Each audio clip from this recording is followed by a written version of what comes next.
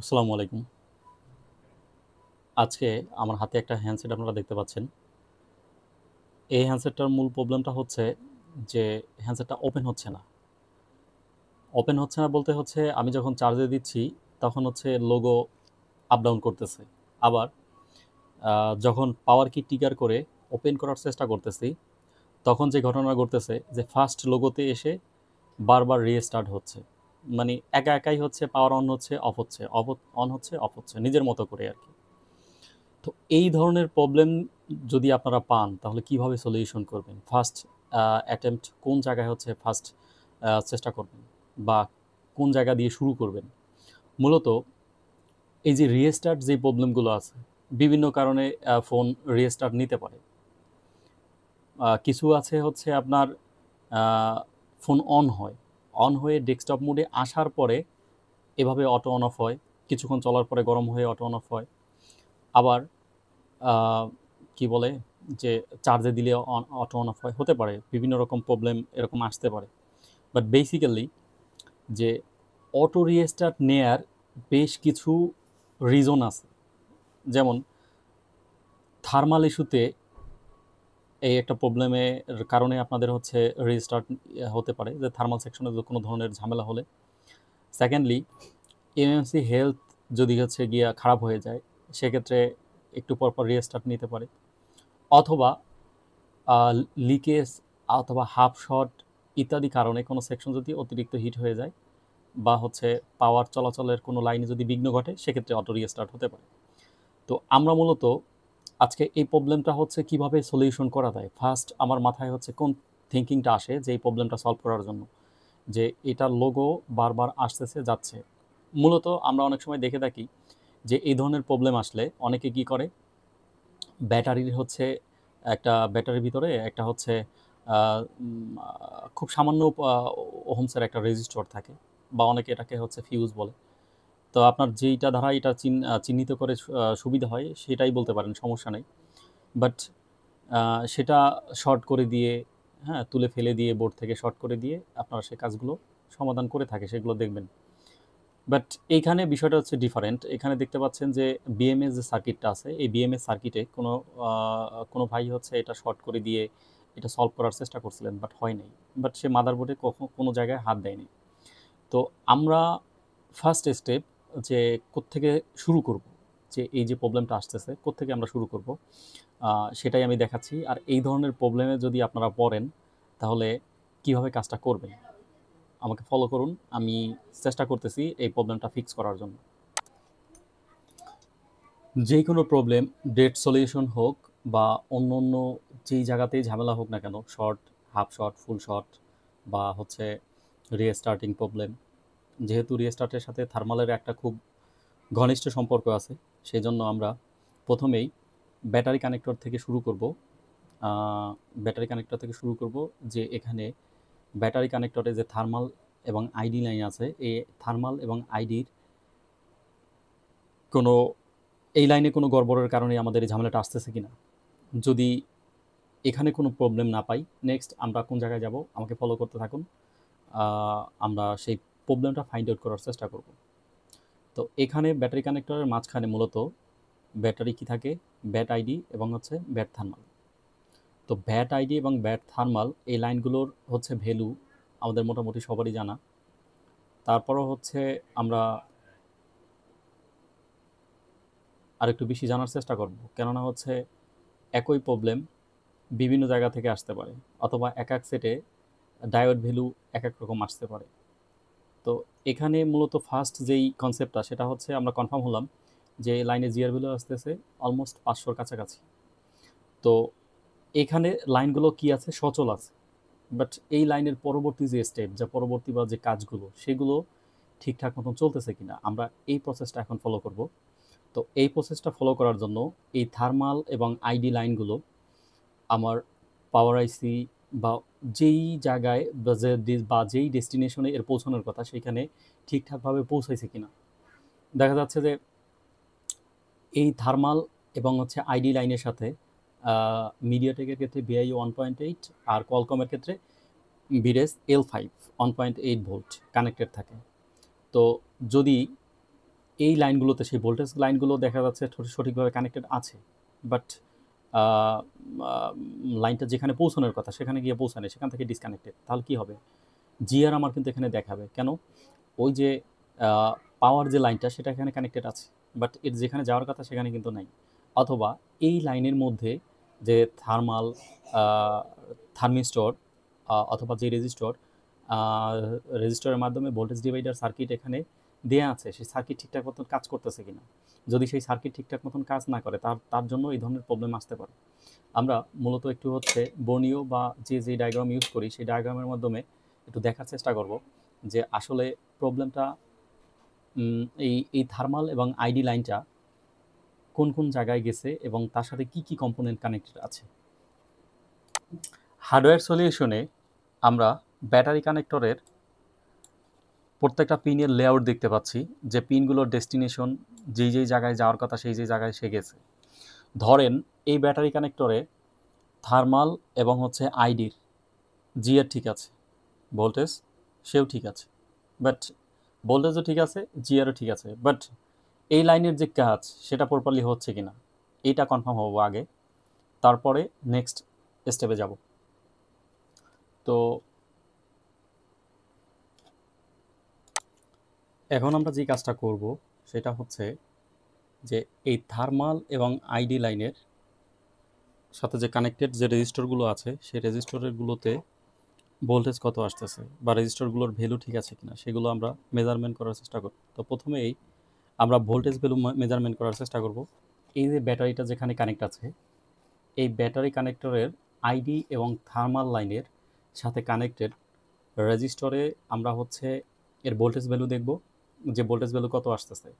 আর সেই ভোল্টেজটা এখানে আসার পরে সেই ভোল্টেজটার যে কাজটা করার কথা সেই কাজটা ঠিকঠাক মতন করতেছে কিনা।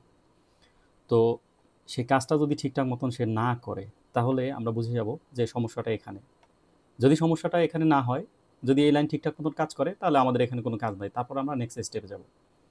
তো মূলত থার্মাল লাইনের সাথে আমরা বর্ণীয়তে যে জিনিসটা দেখলাম সেটা যে উপরের দুই পিন আমার থার্মাল লাইন আর নিচের দুই পিন আইডি লাইন। তো থার্মাল এবং আইডি আমার এখানে দুটো রেজিস্টারের সাথে কানেক্টেড। এই যে দুটো রেজিস্টার আমরা দেখতে পাচ্ছি, দুটো রেজিস্টারের সাথে কানেক্টেড। তো এখান থেকে কানেক্টেড হয়ে কোথায় চলে গেছে? পাওয়ার আইসিতে।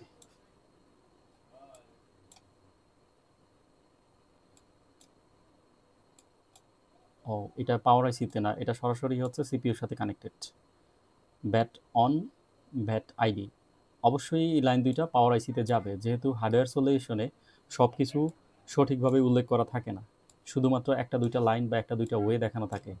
তো আমি মূলত যখন এই ব্যাটারি কানেক্টরে আমরা মূলত ব্যাটারি কানেক্ট করার আগে এই দুইটা লাইনে আমরা 1.8 ভোল্ট দেখতে পাবো। যখনই আমরা ব্যাটারি কানেক্ট করব তখন রেজিস্টর এবং থার্মিস্টরের ক্যালকুলেশনের উপর ডিপেন্ড করে সেই ভোল্টেজটা কী হবে? অর্ধেক হয়ে যাবে। এখানে রেজিস্টরের ভ্যালু আমি এর আগে যেই ক্লাসগুলো আপনাদেরকে নিয়েছি বা দু একটা ভিডিওতে দেখানোর চেষ্টা করছি যে ভোল্টেজ ডিভাইডার ক্যালকুলেশন কিভাবে করে। রেজিস্টর এবং থার্মিস্টর অথবা রেজিস্টর টু রেজিস্টর, হ্যাঁ, গ্রাউন্ড এবং কি বলে লোড লাইন, অথবা যেটা বলতে পারেন যে পুল আপ লাইনের সাথে কানেক্টেড থেকে একটা সার্কিট তৈরি করে। সেই সার্কিটটা ভোল্টেজ ডিভাইডার সার্কিট। সেই ভোল্টেজ ডিভাইডার সার্কিট যদি সঠিকভাবে সেই ভোল্টেজটা ডিভাইড হয়ে ড্রপ না হয় তাহলে কি হবে না, ওই লাইনটা ঠিকঠাক মতন কাজ করতেছে না। তো আমরা মূলত এখানে যখন আমরা ব্যাটারি কানেক্ট করলাম তখন এখানে 1.8 ভোল্ট পাবো এবং পাশে যে রেজিস্টরটা আছে আইডি লাইন, সে আইডি রেজিস্টরে আমরা কি পাবো একটু দেখে নেই, দুটোতে ভোল্টেজের মানটা কীরকম হয়। এখন এই ফোনটার ক্ষেত্রে এইখানে যে ঘটনাটা ঘটছে যে আইডি এবং থার্মাল লাইনে যখন ব্যাটারি কানেক্টেড হবে, ব্যাটারি কানেক্টেড হওয়ার পরে এই লাইনের মধ্যে রেজিস্টর প্লাস থার্মিস্টর অথবা রেজিস্টর প্লাস রেজিস্টর মিলে যে ভোল্টেজ ডিভাইডার সার্কিট গঠিত হবে, যখনই আমরা ব্যাটারি কানেক্ট করব, ব্যাটারি কানেক্ট করার পরে সেই ভোল্টেজটা কী হবে? ড্রপ হয়ে যাবে, ড্রপ হয়ে অর্ধেক হয়ে যাবে। তো এখানে থার্মাল লাইনে মূলত 1.8 ভোল্ট আসার কথা, তো এটা হচ্ছে ইনপুট। তো ইনপুটে 1.7, অলমোস্ট 1.7 আমরা দেখতে পাচ্ছি, বাট এটা তো ইনপুট। সেকেন্ডলি এটা হচ্ছে আইডি থার্মাল লাইনের ইনপুট। আইডি লাইনের ইনপুটে আমরা কত পাচ্ছি? 1.8 ভোল্ট, মিটারে দেখাচ্ছে 1.5, অলমোস্ট কাছাকাছি। ভোল্টেজ তো এখানে প্রেজেন্ট আছে, বাট এখানে সমস্যা যেটা সেটা হলো যে ভোল্টেজটা ডিভাইড হচ্ছে না। এটা ইনপুট ভোল্টেজ ঠিক আছে, বাট এই ভোল্টেজটা ডিভাইড হওয়া চাই, কিন্তু সেই ডিভাইডটা হবে কার সাথে? আমার যেখানে ব্যাটারি কানেক্ট করা আছে সেই ব্যাটারির বিএমএস সার্কিটের ভিতরে থার্মিস্টর এবং আইডি লাইনের জন্য একটা রেজিস্টর, থার্মাল লাইনের জন্য একটা থার্মিস্টর, সেটা বিল্ড ইন করার থাকার কথা। বাট ব্যাটারি যদি হচ্ছে আপনার লোকাল হয়, ব্যাটারি যদি লোকাল হয়, আমি বিএমএস সার্কিটটা একটু আপনাদেরকে ব্যাটারি কানেক্টরটা ওপেন করে দেখানোর চেষ্টা করতেছি। যে এই হলো হচ্ছে ব্যাটারি কানেক্টর। এই ব্যাটারি কানেক্টরের মাঝখানের যে দুই পিন আছে, এক পিন হচ্ছে, এই দুই পিন কিন্তু এখানে অ্যাটাচ, দেখেন দুই পিন কিন্তু অ্যাটাচ অলরেডি। বাট এটা যদি হচ্ছে অরিজিনাল ব্যাটারি হইতো তাহলে এই দুই পিন অ্যাটাচ থাকতো না, দুই পিনের জন্য দুইটা কানেক্টর থাকতো। তো যেহেতু দুই পিন অ্যাটাচ এবং ভোল্টেজটা হচ্ছে ডিভাইড হচ্ছে না, তার মানে হচ্ছে এই বিএমএস সার্কিটের মধ্যে, এই ব্যাটারির যে বিএমএস সার্কিট আছে সেই সার্কিটের মধ্যে কি নাই আমার, সেই হচ্ছে আলাদা আলাদা হচ্ছে আইডি এবং হচ্ছে থার্মাল লাইন নাই, একই লাইনের মাধ্যমে দুইটা লাইন চলে আসছে এখানে। তো চলে আসলে ভোল্টেজ ডিভাইড হওয়ার জন্য মূল শর্ত হচ্ছে থার্মিস্টর প্লাস রেজিস্টর মিলে একটা ভোল্টেজ ডিভাইডার সার্কিট গঠিত হতে হবে, অথবা রেজিস্টর প্লাস রেজিস্টর মিলে একটা ভোল্টেজ ডিভাইডার সার্কিট গঠিত হতে হবে, কিন্তু সেটা কিন্তু এখানে হয় না। তো আমি এখানে যেটা করতে পারি যে আমি আইডি লাইনটাকে আলাদা করে এখানে আরেকটা 10K রেজিস্টর বসিয়ে আইডি লাইনটাকে আমরা ডিভাইড করে দিতে পারি, যাতে সিপিইউ, আইডি লাইন ডিভাইডেড করার কারণ হচ্ছে এটাই, যাতে সিপিইউ সেন্স করতে পারে যে হ্যাঁ ব্যাটারি কানেক্টেড। এইখানে যে প্রবলেমটা দেখতে পাচ্ছি, যদি আপনি ফোনটা চার্জে লাগালেন, চার্জে লাগানোর পরে আপনার কি হচ্ছে, ব্যাটারি যদি কানেক্ট না থাকে তখন হচ্ছে ফার্স্ট লোগোতে রিস্টার্ট নিবে, বারবার ফার্স্ট লোগো শো করবে, তারপর রিস্টার্ট দিবে, ফুল শো করবে, রিস্টার্ট নিবে।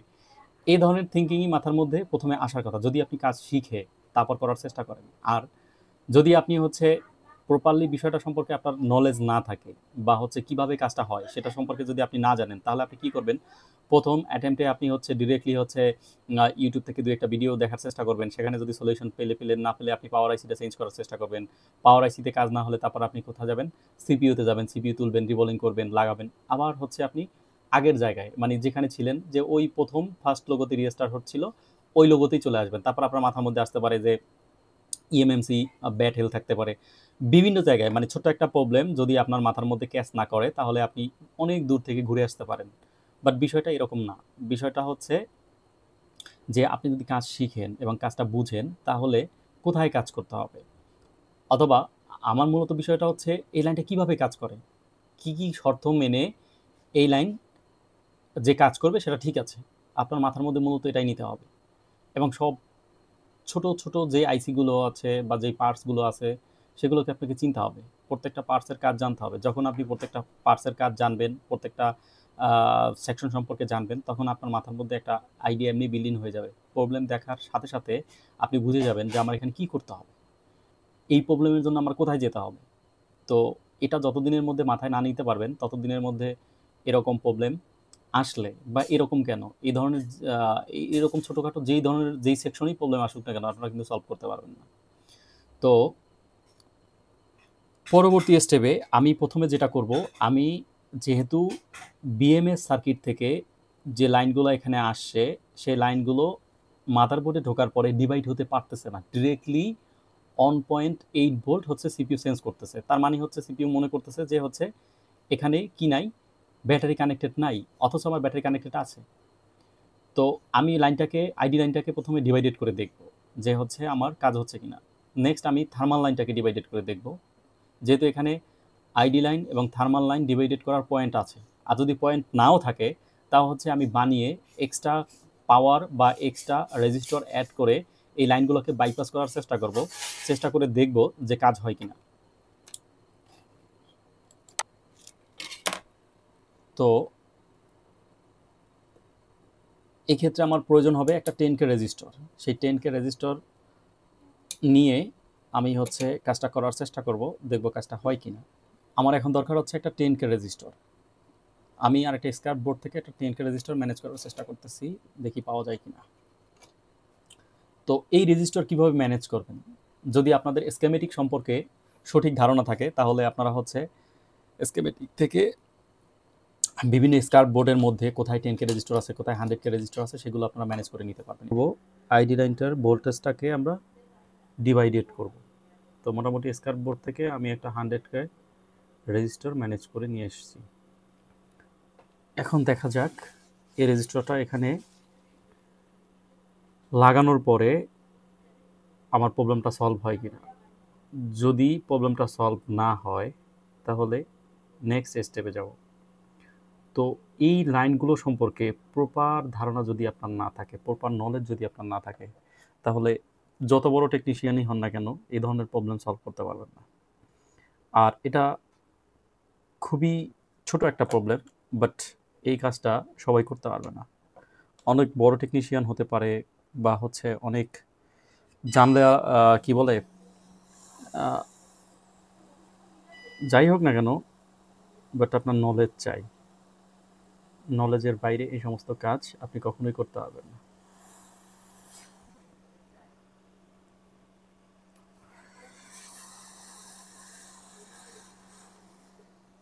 একটা বেশি হয়ে গেছে কত।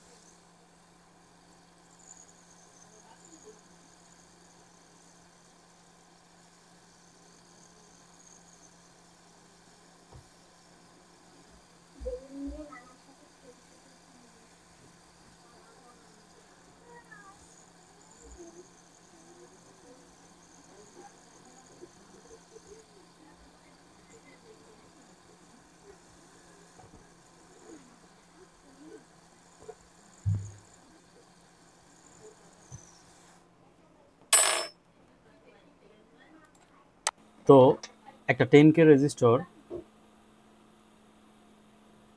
আইডি লাইনের সাথে গ্রাউন্ডে মার্চ করে দেখব ভোল্টেজটা ডিভাইড হচ্ছে কিনা। যদি ভোল্টেজটা ডিভাইড হয় আশা করি প্রবলেমটা সলভ হয়ে যাবে।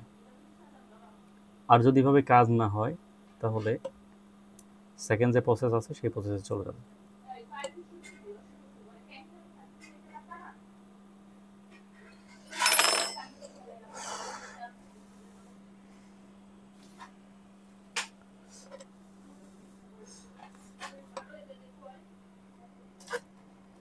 তো এবার আমরা একটু সেটিং করে নিই।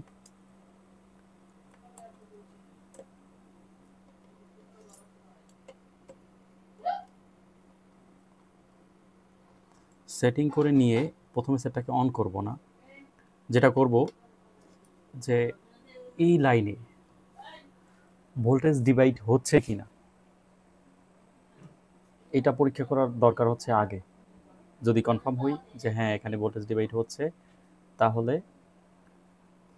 আমরা নিশ্চিত হব যে হ্যাঁ আমাদের প্রবলেমটা সলভ হয়েছে।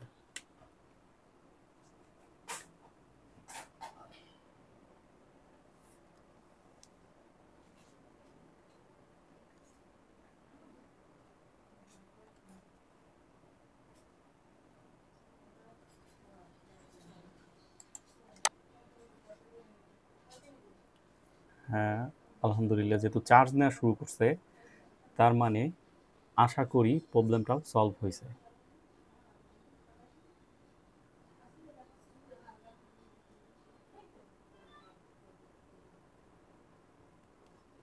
পাওয়ার কি বাটনটা পড়ে গেছে।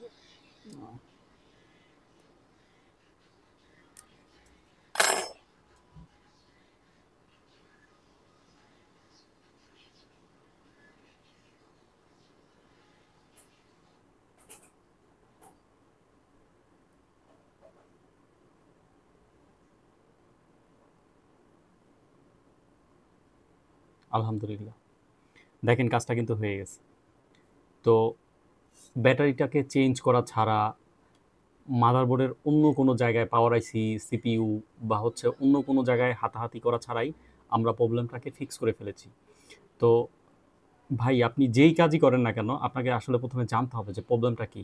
আর এই ব্যাটারি থার্মাল এবং হচ্ছে আইডি লাইন সম্পর্কে যদি প্রপার ধারণা বা প্রপার জ্ঞান যদি আপনার না থাকে, আপনি কোনো দিনও হচ্ছে এই রিলেটেড প্রবলেম, রিস্টার্ট রিলেটেড বলেন, তারপর হচ্ছে কি বলেন, চার্জিং রিলেটেড যেই কোনো প্রবলেম আসুক, আপনার যদি প্রপার হচ্ছে চার্জিং সেকশন প্লাস হচ্ছে চার্জিং সেকশনের ভিতরেই ইনক্লুডেড আমি ধরলাম হচ্ছে কি ব্যাটারি কানেক্টর। তো ব্যাটারি কানেক্টরের এইখানে আইডি থার্মাল, হ্যাঁ, তারপর হচ্ছে চার্জিং আইসির অন্য অন্য যে পিনগুলো আছে, আমি যেভাবে পিন বাই পিন হচ্ছে বর্ণনা দিয়ে আপনাদেরকে বোঝানোর চেষ্টা করি, এই জিনিসগুলো যদি হচ্ছে আপনারা প্রপারলি গেইন না করতে পারেন ততদিনই কিন্তু আপনারা কাজ করে মজা পাবেন না। দেখেন ছোট একটা কাজ, এই কাজটাই আমি অনেক দেখছি যে অনেক ভাই কি করছে এরকম, সিপিইউ তুলে ফেলছে রিভল করার জন্য, হচ্ছে না।